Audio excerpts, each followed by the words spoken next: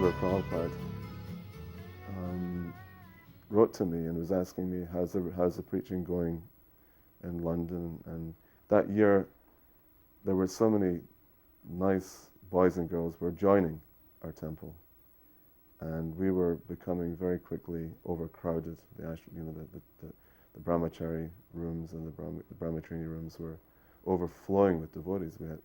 We had about 65 devotees living in a tiny little property that was really meant for only 10 or 12 devotees. So I wrote this report to Prabhupada, and he wrote back and he said, well, you should contact our good friend Mr. George Harrison and ask him to help us to find a bigger property.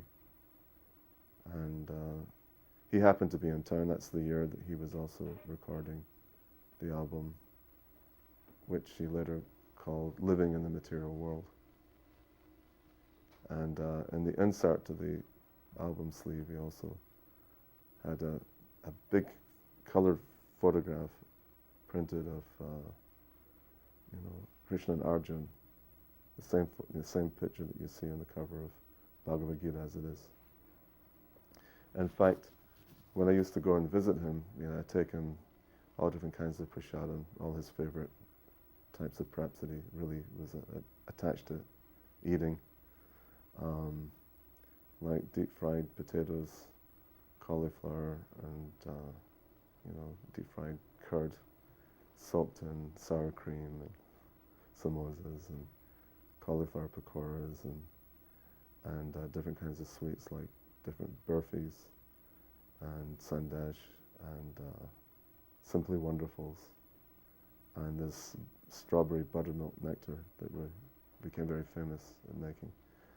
So, and in the beginning I was seeing him like once a week, and then gradually, because he actually said, you can come as often as you want. If you're going to keep bringing all this stuff, it's an open invitation, come as often as you want. So I ended up eventually visiting him 3 or 4 times a week. And then when I felt it was the right opportunity, I said, George, we have a situation which is happening in our temple now that we're getting so many new devotees and we're running out of space. Is it possible you could help us find a bigger place? He said, sure, no problem. He didn't hesitate. And he said to me, you should go along and visit different estate agents and arrange appointments to see different properties. And if you find some really good properties, then why don't you call me and I'll come out with you and check it out myself. And so that's what was happening. And all this time, the deities were just lying in this sewing room, the deities that we just got from India. Because generally, I think what happens is that when there's a new temple project coming up, first we get the house or we get the land donated or something like that, and then the deities come after. But in this particular situation, the deities came 1 year before we actually, of course, acquired what was to be, as we know now internationally, the Bhaktivedanta manor. So when Prabhupada came in 1973, that was in the summer of 73, he asked me, he said, so where are those deities that came to England in 1972? I told him, well, they're stored in Berry Place. He said, we will install these deities in this property. And so, of course, that's what happened. On Janmashtami Day of 1973, Srila Prabhupada installed the deities, and he named them Sri Sri Radha Gokulananda. And the reason he named them like that was because he had the intention of calling that property New Gokula. New Gokula, that was the name he liked. He wanted to actually call the community New Gokula. And so, the bliss of Gokula is Radha Gokulananda. Did I tell the story about how we actually called up George? Because, I'd gone out with him and looked at 8 different properties in 1972. And in January of 1973, in this freezing cold, miserable British winter, we got this information about this property, which is known as Pigott's Manor in Letchmore Heath, 17 miles from central London. And this is the one and only time I went in disguise. I didn't go as a devotee, I didn't go with a shaved head and a dhoti and tilak and kurta, but I went in trousers and coat and hat and didn't wear tilak to meet this lady, Mrs. Ruffles. And the interesting thing is too that the price difference, because the previous property that I looked at with George, all this time actually Shamsundar wasn't in the country because he was actually Prabhupada's secretary, so he was traveling wherever Prabhupada happened to be traveling at the time. He was out of the country. And I was keeping in touch with Srila Prabhupada. Prabhupada was very anxious to know what was going on because time was dragging and on. And in fact, Prabhupada did mention, he said, we should strike while the iron is hot. And he was presuming that the iron was getting a little cold, by this time, because, we started searching in the kind of early summer of 1972, and this was like, the end of 72, and nothing had really happened. And so the previous property I looked at with George was this amazing health spa just outside of the city of Oxford. And it had an indoor heated swimming pool. It had a beautiful conservatory where they served all the salads and things.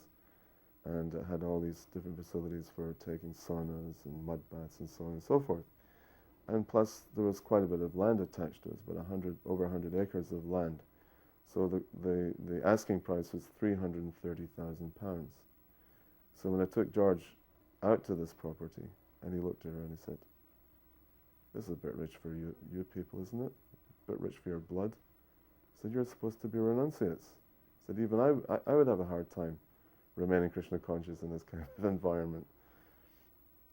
So he didn't particularly like it. And then, of course, we got the details on the manor, and this property was being sold for £220,000, so it was £110,000 cheaper than the previous property. So and he didn't come this particular time. I called him up from where is now the temple room at the manor. There was a payphone there. So I phoned him, I said, "I'm at this place," and I gave him a verbal description and the details and the price. And he said, "Well, it's a lot cheaper than the previous one you looked at." He says, "What do you think?" I said, "I think it's a fabulous place." I said, "All right, I trust you. I trust your judgment by now." He said, I can't come with you because I have to fly out to Los Angeles. We're having some meetings with our financial advisor, Alan Klein, about selling the Apple company. That's what they were going to do. He was going to meet with the other members of the Apple company and how to solve, dissolve the business. So he said, here's the name of the legal people to take care of, actually buying the property. And this is the phone number. You just phone them up straight away. Tell them that you want to secure this property. And when everything's finalized, all the legal papers and the transaction is complete, then I'll come and see it at that time. So that took about 6 months. And what he did was, he had set up this foundation, which he called the Material World Charitable Foundation. And he told me, they said, if this album I just finished making, Living in the Material World, is successful, then all the profits from all the tracks from that LP will go towards paying for the manor, for that property. But it'll go through my foundation. So that's what happened. And so the property was paid for by this Material World Charitable Foundation. And we were staying there, and the agreement was that we would be paying £10 a year rent. That's how much was asked. That's called a peppercorn rent. It's like the absolute minimum amount that you could pay for a costly property. But we didn't have anything in writing. It was all in good faith. It was just a verbal agreement. When George came, he came also to see Srila Prabhupada, because Prabhupada was also there at that time. And I remember there was one English artist called Gopal who had painted Srila Prabhupada standing close to the lake on the property. And George really liked that painting of Prabhupada. And he liked the location, and he liked the price as well. Previously in 1972, there's some footage of this, of George and Prabhupada visiting another property called Runnymede Farm. Now, Runnymede Farm is right on the banks of the River Thames. Runnymede is a very historical place. That's where the Magna Carta was signed, way back in the 13th century, early 13th century, by the King of England, King John, at that time. And so that was the only time that Prabhupada actually came to see one of the properties that I'd arranged for George to see as well. Prabhupada was also interested. And the farm hadn't been used for about 3 or 4 years, so it was all overgrown. So when George arrived and he looked around, he said they should call this farm Runny Down Farm, not Runnymede Farm. And we walked around, and there is some footage of that. I can't remember actually even who took the film. I know that Shyam Sundar was also there. And no, not Paddy, just George. George came in his Porsche from Friar Park. And this older English devotee called Bhakti Pramod, he worked as a security manager for the Midland Bank, the British bank, the Midland Bank. And he actually drove us. He drove Shyam Sundar and Prabhupada and myself in his car to the property. He liked to do that. He loved to fuss around Prabhupada, and he called Prabhupada, Your Grace. You know, he never called Prabhupada, Prabhupada. He would say, how is Your Grace this morning? Are you feeling cold? I've got a travel blanket. I'd like to tuck this travel blanket around your legs so you don't get the cold on your... You know, he was really quite a fascinating, intriguing kind of person. And he also liked Highland dancing, Scottish Highland dancing. I remember him and his wife, Yashoda Mai, they came to visit Prabhupada for an evening darshan at the very place. And he was in his full Highland dress kit with a kilt. He came in and he paid his obeisances, and his wife paid her obeisances. And he had his tweed jacket on, he had the kilt with the sporran and the long stockings with the ski and do, that little knife tucked into the top of the stockings, and he was sitting on the floor, and he didn't, because he was elderly, he was like in his mid to late 50s actually, and he couldn't sit really cross-legged properly on the carpet, so he had his knees up in the air and with his kilt, and Prabhupada was like looking straight, up his kilt. And Prabhupada was looking and said, what is that you're wearing? They said, oh, this is typical Scottish dress, Your Grace, because you just come back from, some Highland dancing. And then Prabhupada looked and he said, you're feeling comfortable in that skirt? Or would you prefer to sit in a chair? Because he was like, kind of exposing himself to Srila Prabhupada. Anyway, this is the same person that drove Prabhupada. He would drive him to Rath Yatra, to wherever Prabhupada wanted to go. Sometimes he would try to get Prabhupada to go on like little tours around London. He wanted to take Prabhupada to see the Roman ruins. Because, London is a very ancient city, and the Romans established the first city called Londinium. And there's still some Roman walls of some ramparts and things like that. And he took him around and showed him Buckingham Palace and different places, London Bridge. So Prabhupada actually liked Bhakti Pramod a lot. And so there we were in this Runnymede farm. And we walk up to the main house, and I remember it was quite an impressive build. It wasn't like like a standard farmhouse. This was a house with some substance.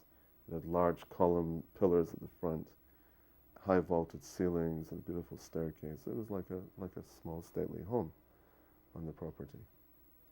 So I remember we're standing there with Srila Prabhupada, all of us, including George, and we're just discussing the possibility of moving into this property.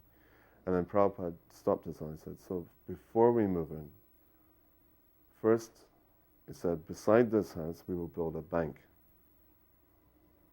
And then he pointed to Bhakti Pramod and he said, and you will be the bank manager, because you have some experience in banking, because you work for this, world famous Midland bank. And then he pointed his finger at George and he said, George, you will deposit all your money in that bank, and we will spend everything in Krishna's service. George was like taken aback, like, all my money will go. And we all laughed when Prabhupada came out, because that was, that was completely unexpected that he would say something like that. I don't know if I told you the story about how we acquired the manor from this Scottish lady, Mrs. Ruffles. She was from Aberdeen, which is a city in northern Scotland. And you know the story about the Scots being quite mean, but even in Scotland, people from Aberdeen who are called Aberdonians are considered extremely mean. And but she, not only was she from Aberdeen, but she was also Jewish. So she was a Jewish Aberdonian. And what she had done was, before we'd actually moved into the property, she had removed every single doorknob from every single door. She had taken the brass door knocker. It was a lion's head. It was actually two. There's a pair of these door knockers on the front doors to the house, and she had removed those. She had removed all the pelmets. She had siphoned off all the diesel fuel from the tanks, for the central heating. She had taken away all the coal, because there was also a lot of fireplaces in the big rooms.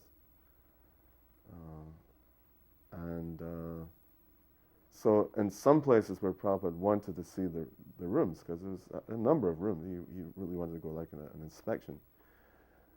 There's a couple of doors we couldn't open because there's no doorknob there's no door handle or anything to open the door to get into the rooms. We had to show him later on.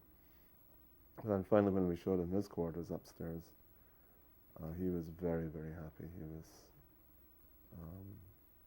He said, yes, this is a nice facility for the spiritual master, because he had a huge living room and a huge old-fashioned bathroom and a very, comfortable bedroom. So when George came back from his visit to Los Angeles, one of the first things he did was he made a point of actually coming and visiting the manor. And we took him on the tour of every place, of all the rooms and everything, because by that time we'd gotten a hold of door handles and doorknobs and things like that. So, he was really curious about everything, and he wanted to see the kitchen garden, he wanted to, see the lake and everything. So we showed him all these places. And I remember actually Shyam Sundar, he brought him to the temple room and he said, wouldn't some beautiful crystal chandeliers look really great in this temple room?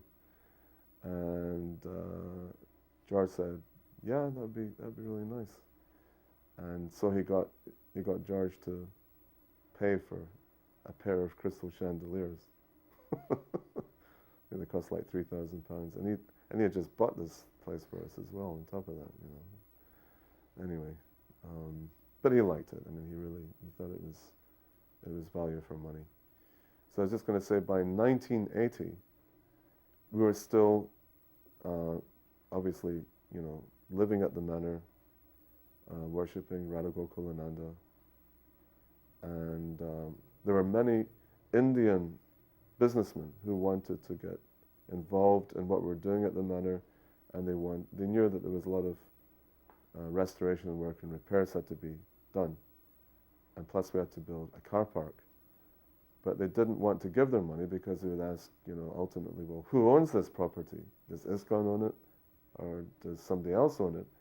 And we had to tell them, actually, it's owned by George's foundation. So they would say, well, is he to be trusted? I mean, if he decided one day he didn't like you Hare Krishnas anymore, he could just say, all right, get out of there. There's nothing in writing, there's no agreement, no legal binding document, and you'll be out in your ear. And we'd be given all these donations for nothing, So we don't want to do that. So at the time, Vichadraviriya, he was the temple president, and he asked me, he said, could you get in touch with George and find out how he feels, and what's his feeling about us and his feeling about this property. So I called him, and he came over, and he had a good look around.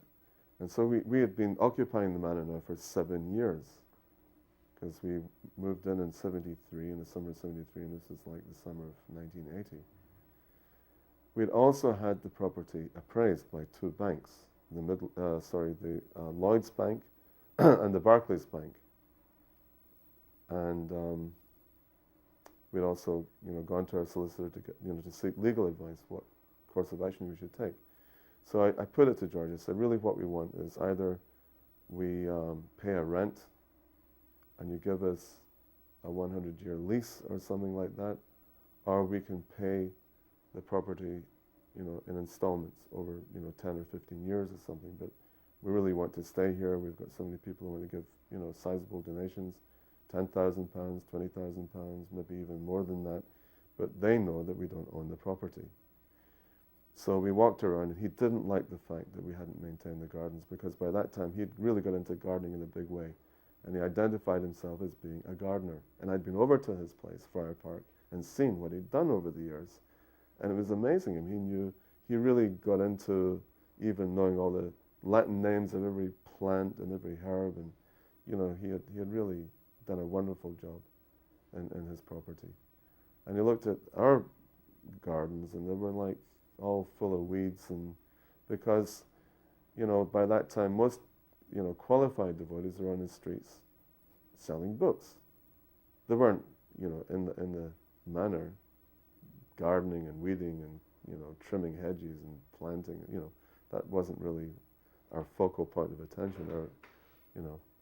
So we didn't have any good gardeners, and the place was a terrible mess. He said, I'm getting a headache just walking around here. It's just like getting on my wick.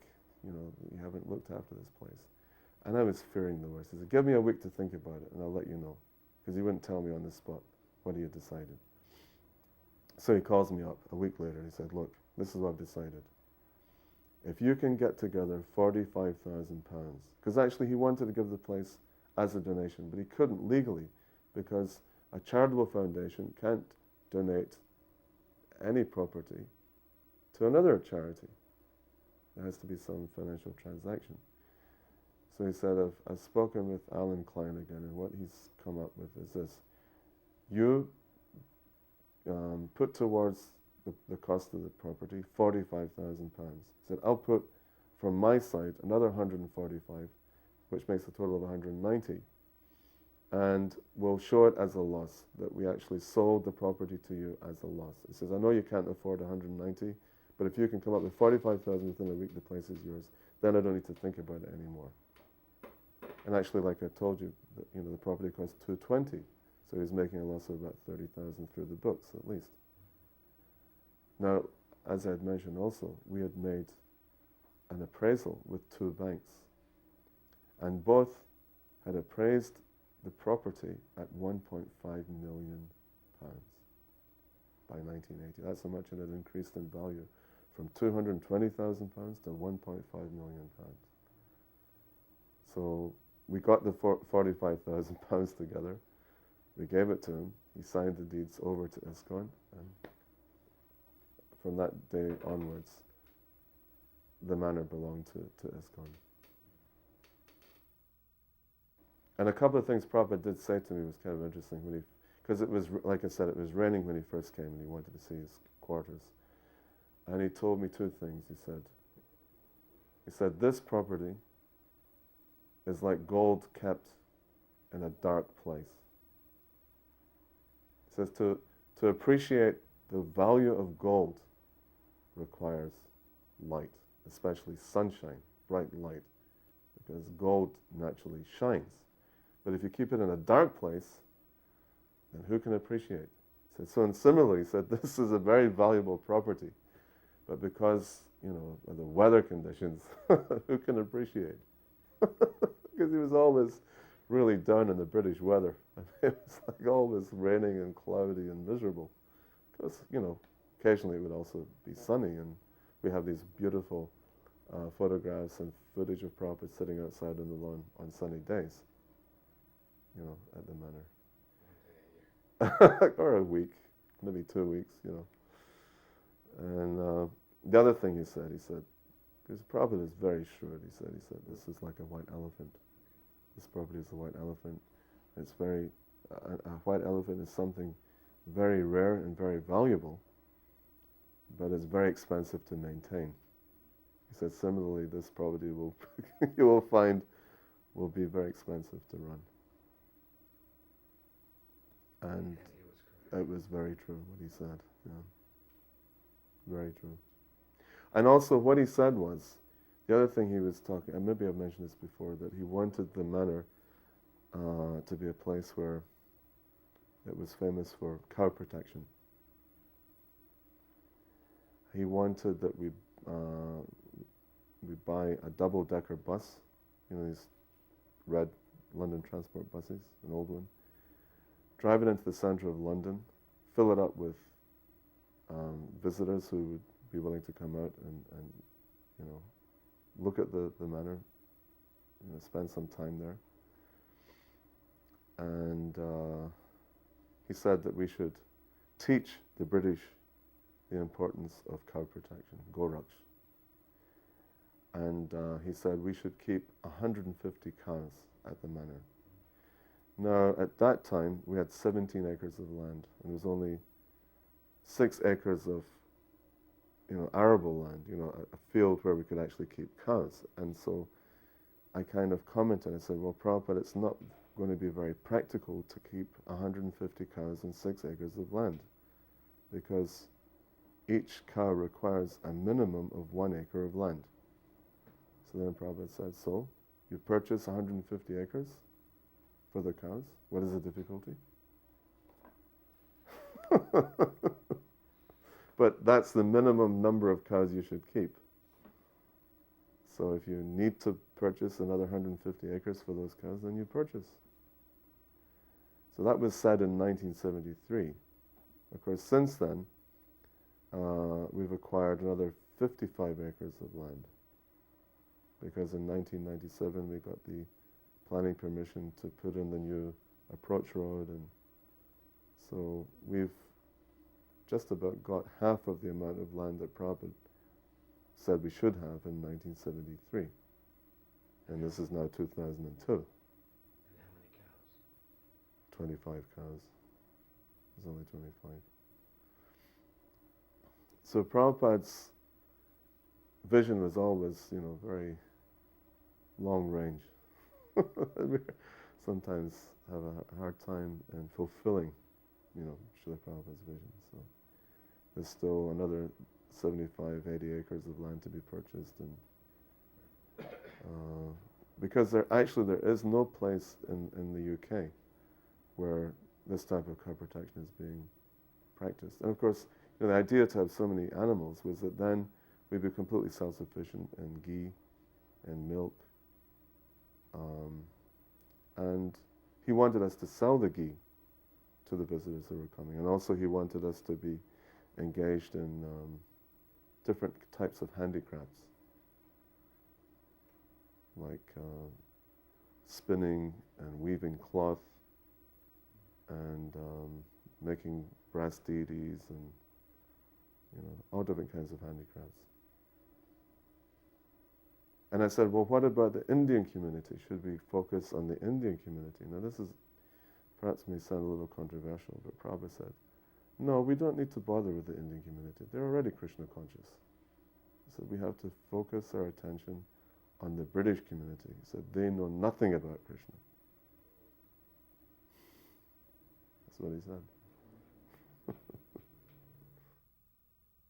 You know, George and his wife, Olivia, they visited the manor in 1997. Was that ever touched? I thought that was quite amazing because that was really the last time that George associated with a large group of devotees. And he had been invited to this like celebratory dinner, which was held in the summer of 1997, just a few days after we got the actual planning permission to build in the new approach road. And this was also shortly after we had this amazing fundraising dinner called Prabhupada's Dream, where all the patron members of the manor were invited to raise the funds to buy the extra land to put in the approach road. And the target was to raise £1 million in one evening. So a large circus tent was rented, and it was heated, and there was a stage erected there, and so all the tables were also put out, you know, with a very nice dinner served at the table to all these invited guests and patrons. And during the course of the fundraising,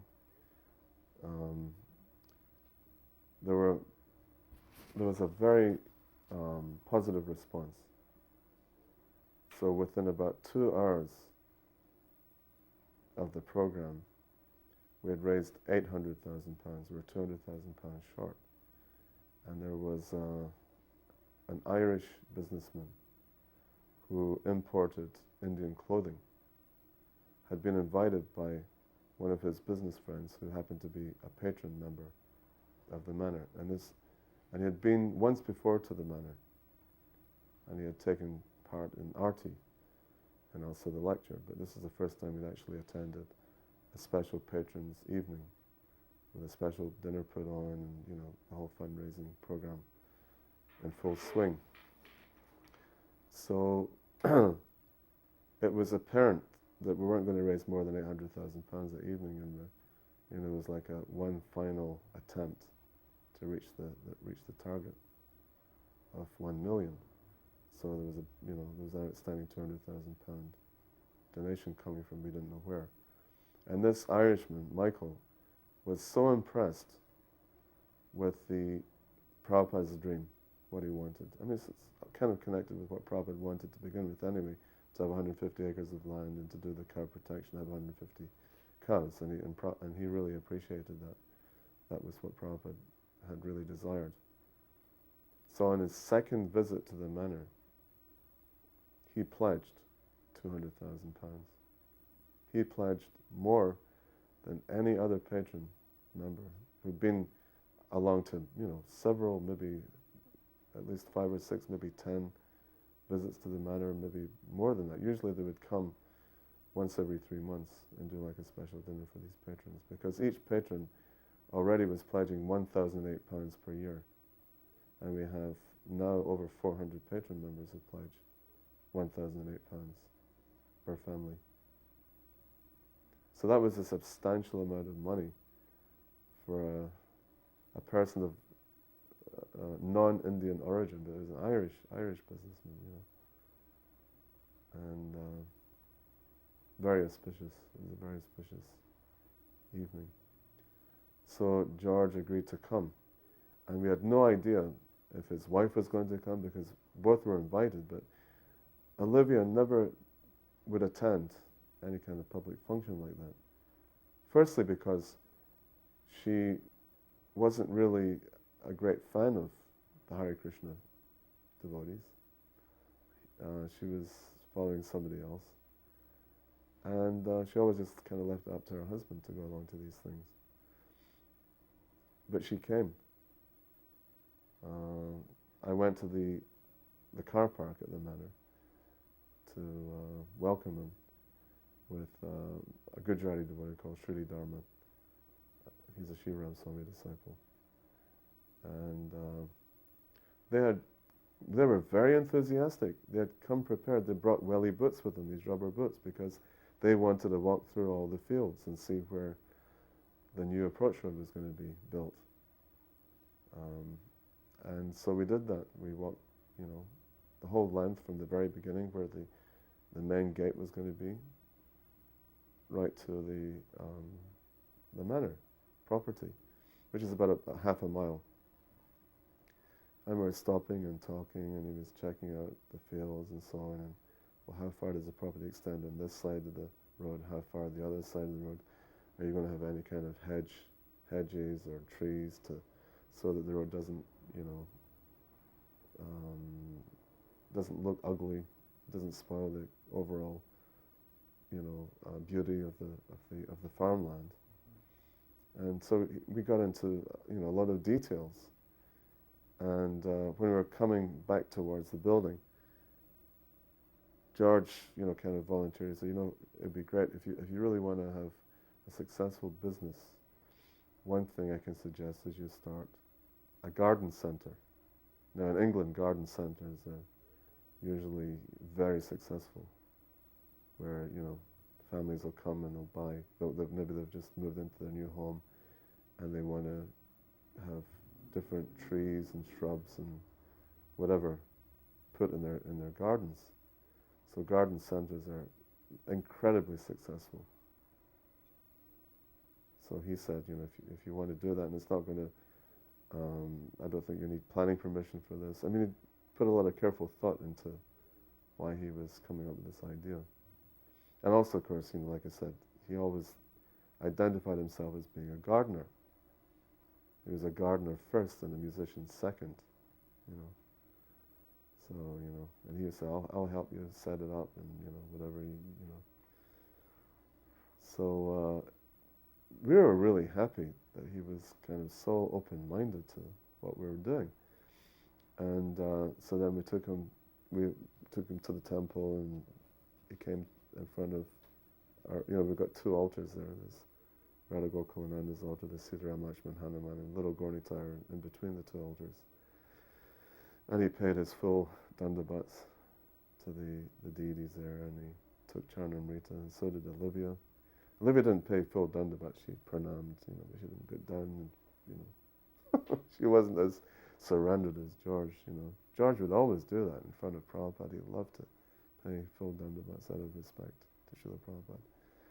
But she was quite respectful, and we went into the room where we were going to have the dinner. And we'd arranged the tables in such a way that the head table, there was going to be Shamsundar, and also Mukunda were there too, along with Sri Ram Swami, Krishnadas Swami, and my wife and myself, and Akandadi and his wife. Akandadi was the temple president in '97. And he had actually, it was a long, hard-fought campaign. It started in 1982. And it ran for 15 years. And in '94, we had this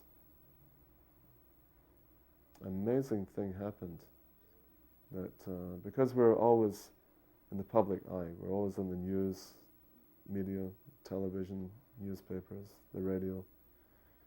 There was always news reporters coming and interviewing the devotees, because it was basically a freedom of religion case.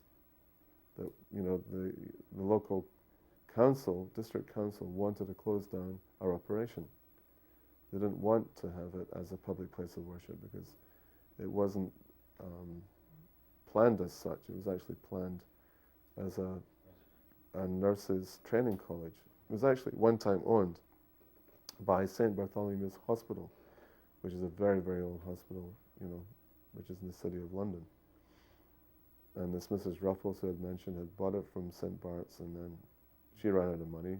She wanted to turn it into a nursing home, but she couldn't, carry the financial burden, and that's why she sold it on. And then, of course, we moved in, and all of a sudden there was all these, festivals going on, and thousands of visitors, and all their cars were, in the village, and so we wanted to take the strain off the village and And we didn't like the villagers were always irate with our festivals and functions and sound and so on. So in '97, this is like the last year of the conservative government, and he was a cabinet minister, John Selwyn Gummer. He was the Minister of the Environment.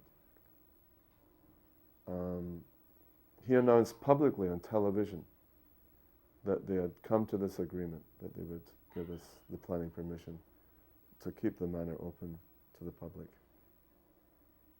And he'd agreed that it could be given the planning permission to be a public place of worship. Because up until 1997, we never had anything like that either given to us by the government or by the district council. No recognition like that. So that was a great victory. So we had this, this victory dinner, and everybody who had been involved in the campaign, right from the very beginning, and had joined later on, were all there. They were all, VIP guests, including some MPs and legal people and newspaper people and so on. And so, of course, George had given the manor. And what a candidate did was, he was praising everybody in the room. And there was like over 200 people. And it was a nice dinner, actually. My wife had Balagopal, she cooked the feast for that. And so everyone was being honored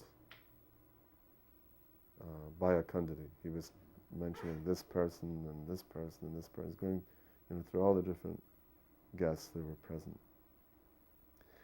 And then finally he came to George. He said, of course, really we have to thank George because, this would never have happened if he hadn't agreed to donate this property. And so before he spoke, and he wasn't actually really expected to speak. He was like an honored guest as well, but he wasn't expected to say anything. But before he spoke, his wife got up. And so Olivia stood up and she said, I am so deeply touched by what I've heard and what I've seen tonight that I feel impelled I have to say something. And so she said, I can see that, George has got true friends here, and I feel very happy for him. I feel very happy for myself that I've come and witnessed this amazing gathering. And I'm so happy I didn't miss this opportunity. And this is the one and only time that Olivia came out to the manor. You have to try to understand this. I mean, when I used to try to go and see George, if I phoned ahead of time and she answered the phone, she would be really rude. She would, try to stop me from visiting her husband. She just didn't want any intrusion into their privacy. And she didn't even see the point of us going and visiting, me or whoever it was else, going to see him. And I always used to kind of pray that I hope she doesn't pick up the phone. I hope it's the nanny, because she was looking after their son Danny, and when he used to visit, and she was really nice. She liked us. Olivia didn't like us until that particular evening, and I was like really taken aback. And then when she sat down, Shamsundar Mukunda presented George with this little Prabhupada Murti with the Prabhupada Swami hat and the glasses and the bead bag and the little book rest and a tiny little miniature size, Bhagavad-gita and a little Vyasa-san and a sannyasi danda and a little pair of kartals and a little pair of glasses. And it's like really cute. And George was like, he was cradling this, Prabhupada and saying, he says, I'm going to be taking Prabhupada home with me tonight, It really touched his heart. He said, I didn't really want to say anything, but I also feel I've got to say something too. I mean, he was really moved as well. And he said, first of all, I have to say, I feel kind of ashamed that I never participated in this campaign, which was true. He never came forward. He never gave any support, either verbally or any other way, in the press or whatever. He said, I really feel kind of ashamed that I didn't do that. But and he said I was following it. It wasn't like I didn't know what was going on. It was always on the television or in the papers what you were doing. And he said I was always thinking in the back of my mind, if it didn't work out, at the end of the day, if you had to close down the manor, he said you could all move over to my place in Henley, and you could take over Fire Park, and that could be your new temple. That's what he said. His heart was talking, because he was just so moved by what he'd heard, and it was just like, I just started clapping like anything.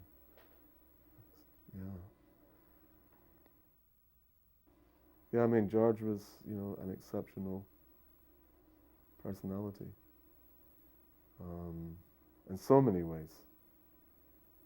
When I used to go and see him, and I was kind of in charge of trying to fire him up to give a donation, and I didn't hesitate to do that because, that's what Prabhupada told me I should do. We needed a place too, out of necessity. And I would say to him sometime, when do you take initiation from Prabhupada? You love Prabhupada like anything. I mean, he was constantly thinking how to spread Krishna consciousness too. When that album, Living in the Material World, it's actually, if you look at the album cover, it's a double cover. It's not just a slip cover where you put the record in. It's it folds out, although it's one single album. The reason for that is, originally what he wanted to do was, he wanted to slip into the other slip cover, when it was empty, a set of japa beads in a bead bag with a set of instructions how to use it, to be sold along with the record. Because actually a lot of the lyrics in that album are very Krishna conscious. He dedicated one of the songs called "The Lord Loves the One Who Loves the Lord." He said, I wrote that for Srila Prabhupada. And he's very clear in, who that was meant for. He got inspired. He actually told me he got inspired when I would go and visit him and interrupt him. In fact, sometimes he'd put on this kind of air that I was like costing him thousands of pounds. He said at one time, he said, every time you come here, I can't get any recording done. He said, this is an expensive recording studio. It's probably costing £3,000 a day just to be down here. He said, when you come, I don't get anything done. We just sit down, eat prasadam, and talk about Prabhupada and Krishna consciousness, And he loved distributing Prabhupada's Gita to his friends, and also we'd supply him with beads and bead bags for his friends to chant. He was really into the whole mood of, pushing Krishna consciousness and giving. Yeah, giving this wonderful opportunity that he had received from devotees and from Srila Prabhupada to others. I mean, he really wanted that to happen.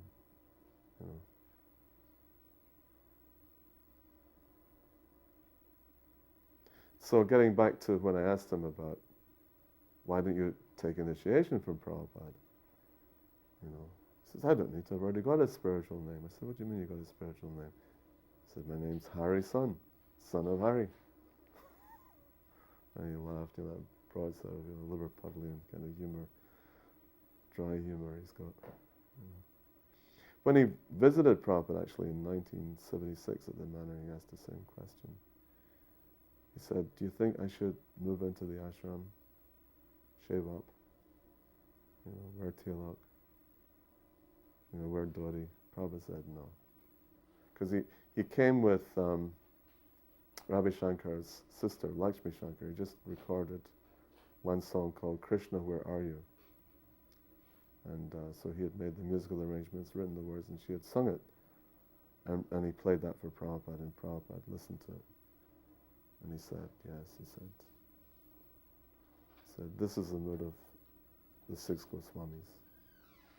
Krishna, where are you? I've not captured you. I would love to capture you. I'd love to have you in my vision, eternally, but you're always disappearing out of my sight. This feeling of separation. So this is Vipralamba. So this is very pleasing. So you go on writing lyrics and music like this. So this is your service to Krishna. But you live outside. He said, it will not be good for you to live in the ashram. He said you remain outside and you can do much more preaching. You'll reach many more people. Prabhupada is, very understanding. And one time he actually went with Ravi Shankar. And when they went in to see, Prabhupada was actually there at the time when they came in.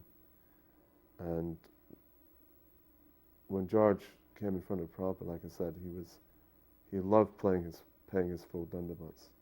So he did that in the presence of Ravi Shankar. And Ravi Shankar's got a bit of an ego, obviously, because he's a musician and very talented. And he always presumed that George was his disciple. So there was a little bit of sort of envy going on because he never did that in front of him.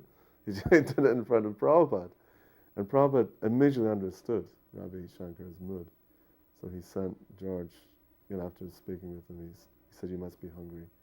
Go to the kitchen and get prasadam. And he told one devotee to take him. And so when he was in the kitchen eating samosas or whatever else he was enjoying, he sat with Ravi Shankar, and that kind of pacified, that placated Ravi Shankar's kind of false ego.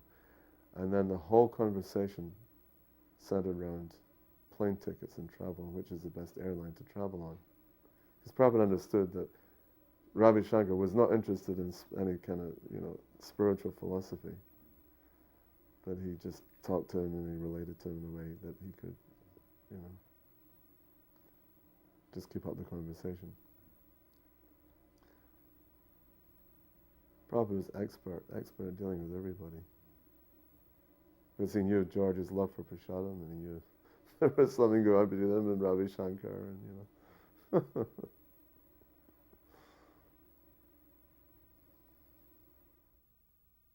1970, and it was Bhaktisiddhanta Saraswati Thakur's disappearance day in December.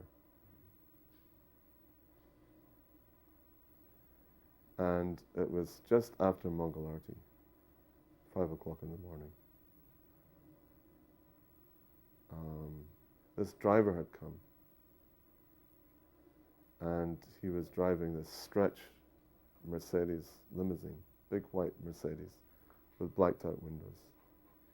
And he had a piece of paper with my name in it.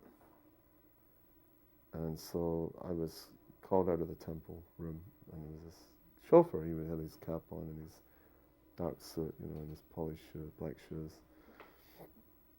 And then so I identified myself, and he said, "Oh, I've just been told to take you down to the fruit and vegetable market." I said, "Who's told you to do this?" He said, "Well, George Harrison is with John Lennon on a yacht on the Thames." And he just remembered it was a special spiritual master's day. It was a very auspicious day. So he said he's given me £100, and John has given permission to use his Mercedes to take you down to this fruit and vegetable market with £100 to spend, to get nice fruits and vegetables so you can have a nice feast. It was like a spontaneous thing, out of the blue. He's partying with his friends, on this yacht, and he decides this is what he wants to do.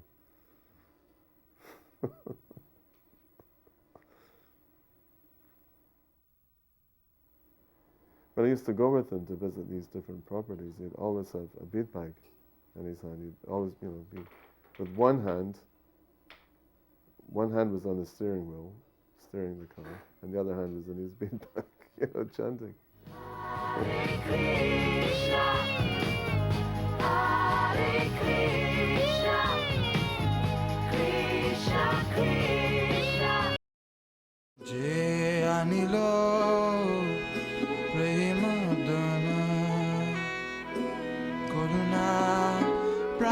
true